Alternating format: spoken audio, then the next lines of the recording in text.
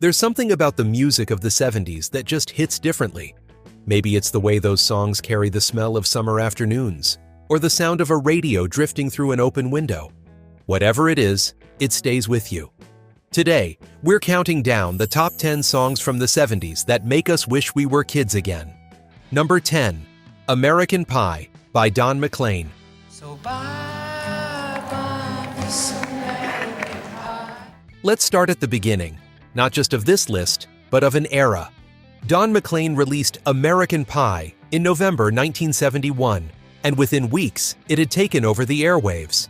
By January 1972, it had climbed to number 1 on the Billboard Hot 100, where it stayed for 4 consecutive weeks.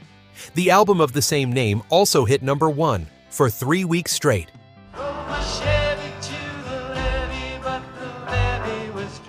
At over 8.5 minutes long, it was, at the time of its release, the longest song ever to reach number 1 on the Billboard Hot 100.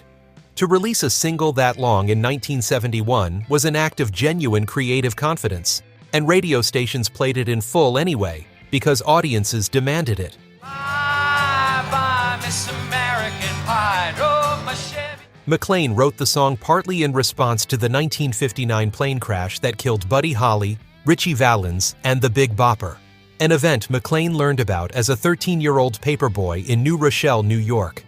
The crash had stuck with him for over a decade, and the song carried all of that weight. He eventually described it simply as carrying a sense of loss, and that phrase became the unofficial emotional mission statement for the entire track. The expression, "the day the music died," which McLean used in the song to refer to that 1959 crash, became part of the permanent American cultural vocabulary from that moment on. The day the music died. For decades, fans and journalists tried to decode every verse. McLean never explained the symbolism publicly until 2015, when he released his handwritten lyric manuscripts alongside the original notes. Even then, the song remained larger than any single explanation. In a 2022 documentary about the track's history, McLean described the writing as driven by Impressionism, an attempt to capture the emotional texture of a generation, rather than document specific events. And we sang dirges in the dark the day. The production itself was an unlikely collaboration. Producer Ed Freeman recruited session musicians and insisted the group rehearse for 2 weeks before recording, wanting the feel of a real band, rather than studio professionals reading charts. At the last minute, pianist Paul Griffin was brought in, and the song finally came together. McLean played a Martin D 28 guitar throughout the recording. Landed foul on the grass. The players tried for American Pie was inducted into the Grammy Hall of Fame and is listed in the Library of Congress National Recording Registry. In a 2001 survey by the Recording Industry Association of America, it was ranked the 5th greatest song of the 20th century. In 2015, one of McLean's 4 handwritten manuscripts of the lyrics sold at Christie's for just over $1.2 million.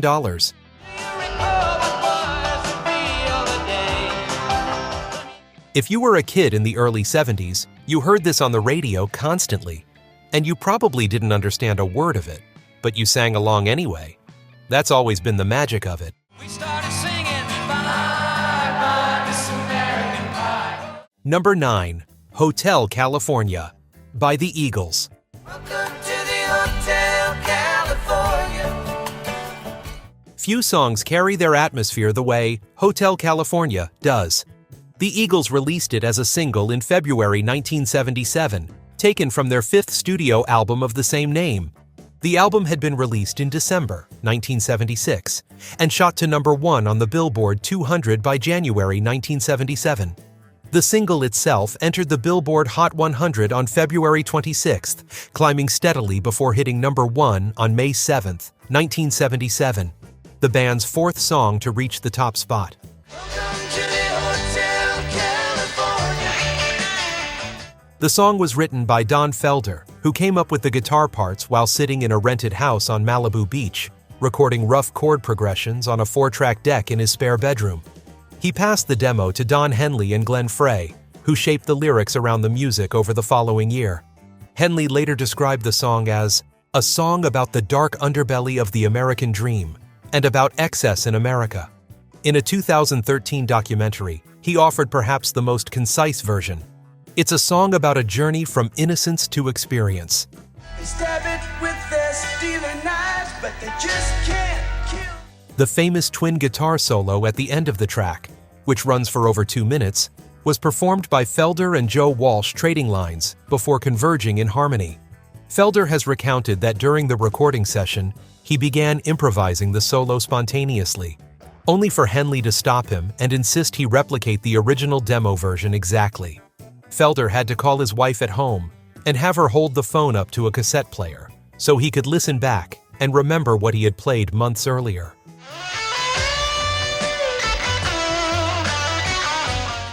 The song won the Grammy Award for Record of the Year at the 20th Grammy Awards in 1978, though the band didn't show up to accept it.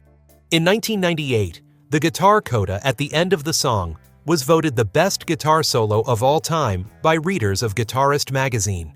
The album Hotel California has since sold over 26 million copies in the United States alone, making it one of the best-selling albums in American history. Such a lovely place, such a lovely place, such a lovely place. For anyone who grew up in the late 70s, that opening guitar figure is immediately, unmistakably recognizable.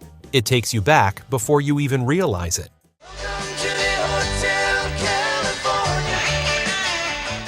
Number 8. Stayin' Alive by Bee Gees.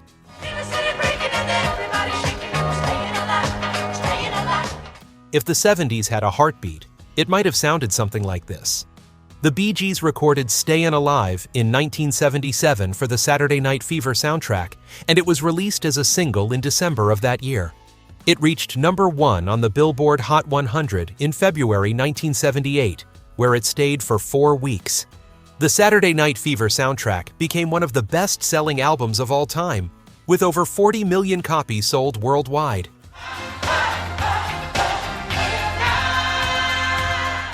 Barry, Robin, and Maurice Gibb wrote and recorded the track at Château d'Hérouville in France. The song was built around a groove that producers Carl Richardson and Albie Galutin helped shape alongside the brothers, with Barry Gibb's falsetto becoming the signature voice of the era. The track's tempo, roughly 103 beats per minute, later became medically significant when researchers found it closely matches the ideal rate for performing CPR chest compressions. The American Heart Association has used the song in CPR training programs as a rhythm guide.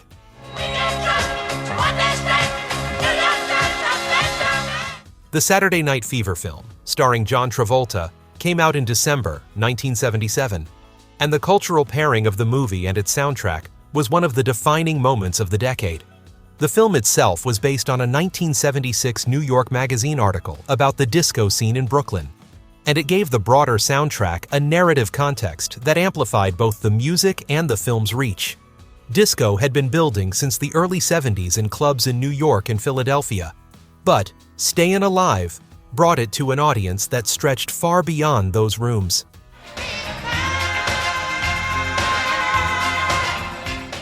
The Bee Gees had actually started their careers in the 1960s as a pop harmony group in Australia and the UK, and had experienced significant commercial decline before reinventing themselves in the mid-70s as one of the driving forces behind disco. Their contribution to Saturday Night Fever was produced by R.F. Martin and Carl Richardson, and the combination of their falsetto harmonies with hard-driving rhythm tracks became the defining sound of the late 70s dance floor. For kids growing up at the time, this was everywhere, in shopping malls, on the radio, at family barbecues. It carried a kind of unstoppable energy that felt completely new.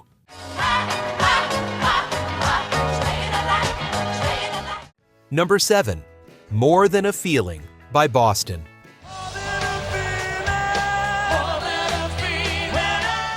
Some songs don't ask for your attention, they simply take it. Boston released More Than a Feeling in August 1976 as the lead single from their debut self-titled album. It reached number 5 on the Billboard Hot 100 and became one of the most played rock songs on American radio during the second half of the 70s. The debut album itself sold over 17 million copies in the United States. making it one of the best-selling debut albums in rock history at the time.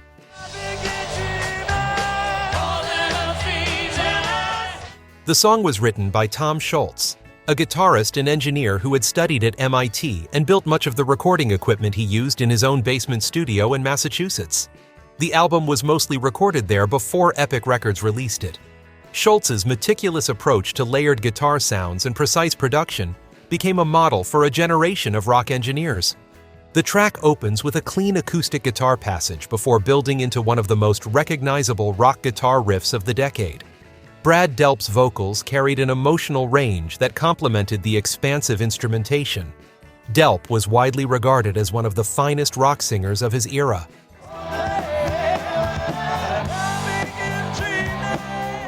The song's theme, reaching for a memory through music itself, made it something of a self-referential piece, and that resonated deeply with listeners. Decades after its release, it remains a constant presence on classic rock radio.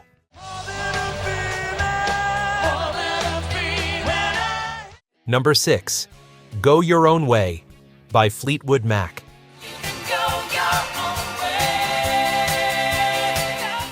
Not many bands have recorded their most personal pain and turned it into one of the most beloved rock songs of a decade. But Fleetwood Mac did exactly that. Fleetwood Mac released Go Your Own Way in December 1976 as the lead single from their album Rumors. The song peaked at number 10 on the Billboard Hot 100 in the United States.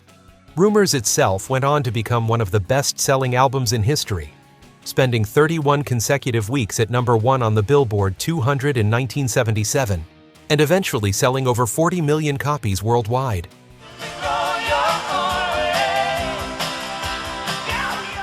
Lindsey Buckingham wrote the song in the aftermath of his breakup with Stevie Nicks, who was also his bandmate. The two had been a couple since before they joined Fleetwood Mac, and their split, happening simultaneously with the divorces of John and Christine McVie, created an extraordinary dynamic within the recording sessions. Members were breaking up personally while being expected to collaborate professionally, and the tension produced some of the most emotionally direct music of the era. Nicks has said publicly that she objected to certain lyrics in the song, which she felt didn't represent her fairly. Buckingham acknowledged as much, but kept them in. And yet the two continued to make music together throughout the recording of the entire album.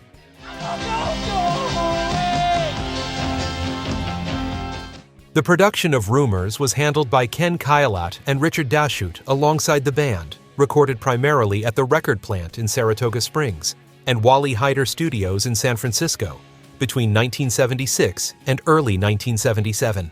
The recording process was prolonged and emotionally grueling. The band members were navigating the collapse of their personal lives while working in close quarters every day. Christine McVie, who was going through her own separation from John McVie at the same time, later recalled that the studio sessions were sometimes unbearably tense, with arguments breaking out and members having to take breaks to recover before continuing. And yet, the music they produced in those conditions was remarkably cohesive. Rumors won the Grammy Award for Album of the Year in 1978. Go Your Own Way became its defining statement, raw, driving, and somehow beautiful in its bitterness. It is a song that sounds exactly like what it was. Two people who still cared about each other, unable to find a way through.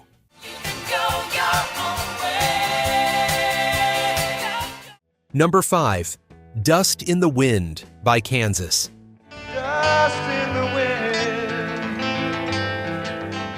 There are songs that stop you, and then there are songs that make you sit very still. Kansas released Dust in the Wind in January 1978 as a single from their album Point of No Return. It peaked at number 6 on the Billboard Hot 100 by April of that year and became the band's biggest commercial success. Remarkable, given that Kansas was primarily known as an album-oriented progressive rock band rather than a singles act. Guitarist Kerry Livgren wrote the song after coming across a passage in a Native American poetry anthology. The lyrics were an attempt to capture the idea of impermanence, the sense that everything eventually passes. And Livgren set them against a finger-picked acoustic guitar pattern he had been practicing as a technique exercise, not originally intending it to become a full song. All we are is dust in the wind. Violinist Robbie Steinhardt's contribution added a classical texture that separated the track from everything else on rock radio at the time. Some members of the band were initially skeptical about releasing it as a single at all. Drummer Phil Ehart and guitarist Rich Williams reportedly considered its commercial success a fluke, since the band had built its following through elaborate studio albums and complex live performances. It was not a fluke. The song connected with a generation that was growing up and beginning to reckon, perhaps for the first time, with the idea that nothing lasts forever. That's a big thought for a kid to carry, but this song made it feel less frightening, somehow.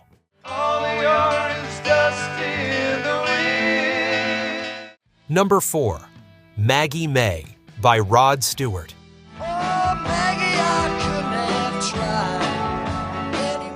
Rod Stewart had been making music for years before this song came along. But Maggie May was the moment everything changed.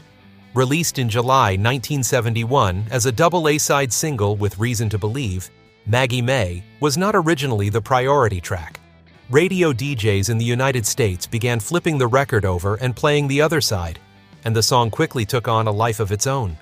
By October 1971, it had reached number 1 simultaneously on the Billboard Hot 100 in the United States and on the UK singles chart.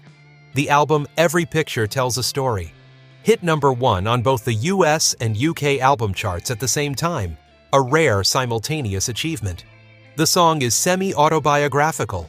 Stewart has spoken about it being inspired by an experience he had at the 1961 Beaulieu Jazz Festival in England, where he was 17 years old. The Maggie May character is an older woman with whom he had a brief romance.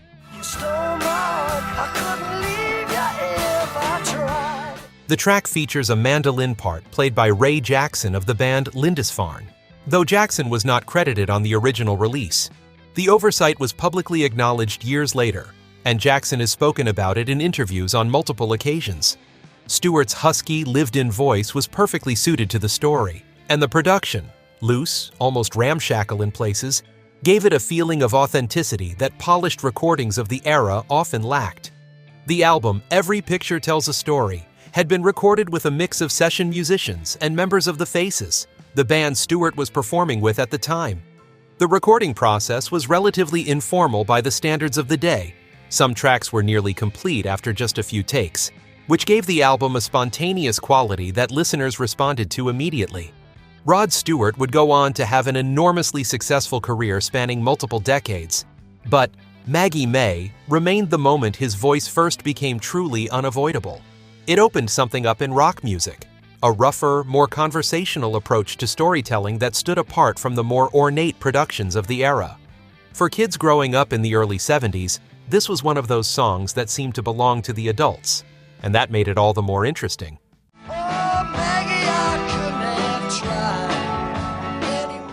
Number 3. Dream On by Aerosmith.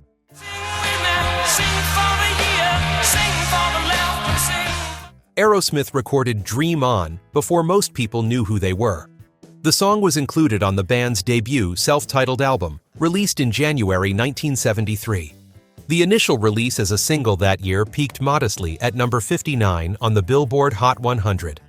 It wasn't until 1976, when Columbia Records re-released it as a single, that Dream On reached number 6 on the Billboard Hot 100 and became the breakthrough hit the band had been working toward. Steven Tyler wrote the song when he was around 17 years old, sitting at a piano in the Traurico Summer Resort in Sunapee, New Hampshire, where his family spent summers. He had been observing his father, a classically trained musician, and thinking about what it meant to pursue music as a life's work. The song evolved over several years before it became the version Aerosmith recorded.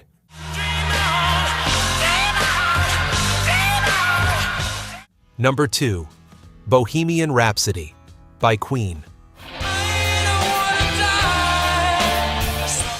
There was nothing else like it when it came out, and there has been nothing quite like it since. Queen released Bohemian Rhapsody in October 1975 as a single from their album A Night at the Opera. It reached number 1 on the UK singles chart, where it stayed for 9 consecutive weeks. At the time, the longest consecutive run at number 1 since 1957. In the United States, it peaked at number 9 on the Billboard Hot 100 during its original release. The song runs just under 6 minutes, which was considered extremely long for a commercial single in 1975. Several record label executives reportedly advised the band against releasing it in that format.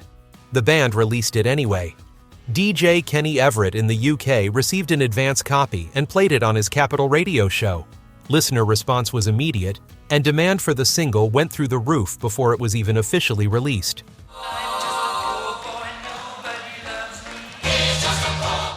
Freddie Mercury wrote the song, but refused to offer explanations for its meaning during his lifetime. The track moves through several entirely distinct musical sections: a cappella, ballad, operatic, hard rock, and a final, quiet resolution, none of which repeat. The multi-tracked operatic vocal section in the middle required Mercury, Brian May, and Roger Taylor to sing their parts repeatedly over the course of several days. The tape was recorded so many times it became nearly transparent. Brian May used his homemade guitar, known as the Red Special, which he had built with his father from a fireplace surround and other salvaged materials. He has played that same guitar on virtually every Queen recording ever made.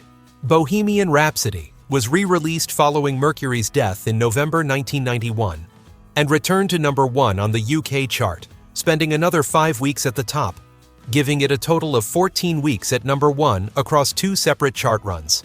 It was certified diamond, 10 times platinum in the United States in 2021. There are songs from childhood that feel like they belong to everyone. This is one of them. Number 1. Imagine by John Lennon. Imagine all the people. Some songs outlast the decades that made them. This is the one that outlasted everything.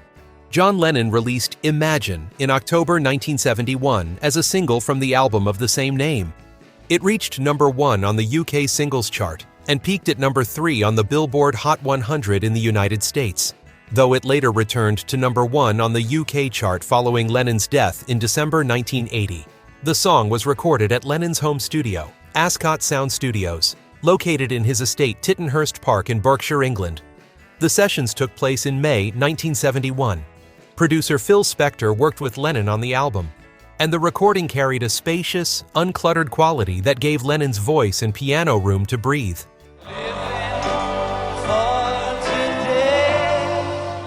Lennon credited the philosophical framework of the song partly to Yoko Ono's 1964 book of conceptual art, Grapefruit, which explored themes of imagination and possibility. He later acknowledged publicly that Ono deserved a writing credit on the song, though she was not officially credited at the time of release. The song was composed during a period of significant political tension worldwide. Lennon had been under surveillance by the Nixon administration and was engaged in a lengthy legal battle against deportation from the United States. The recording and release of Imagine happened against that backdrop, which gave the song a particular context without being explicitly political in its lyrics. Imagine was inducted into the Grammy Hall of Fame in 2000 and is listed in Rolling Stone's 500 Greatest Songs of All Time. UNESCO uses it as a symbol of peace. It has been performed at the closing ceremonies of multiple Olympic Games. For children growing up in the early 70s, Imagine was simply part of the world, like the sky or the news on television. Most of them couldn't have told you what it meant, but they could hum every note.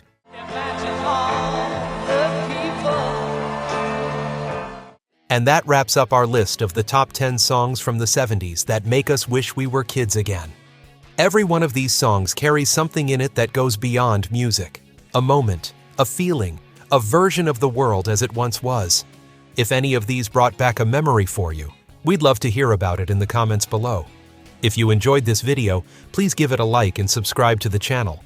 We have a lot more trips down memory lane coming your way. We'll see you in the next one.